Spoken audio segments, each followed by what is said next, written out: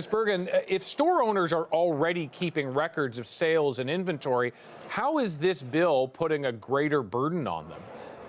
Well, I guess we have to take a look.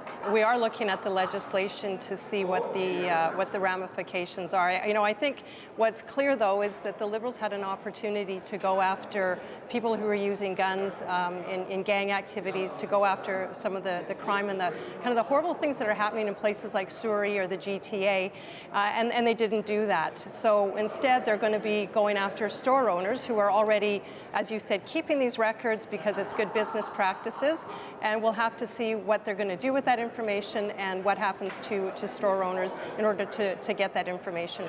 So what would you do differently? What would you have the Liberals do to combat gang violence and the use of guns by gangs? Well, we've seen the government over and over more worried about the rights of criminals. Whether it's bringing back ISIS terrorists, whether it's worried about rehabilitating people who are clearly unrehabilitatable.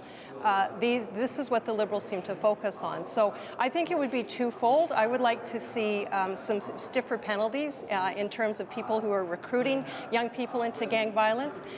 Certainly there are resources can always be used.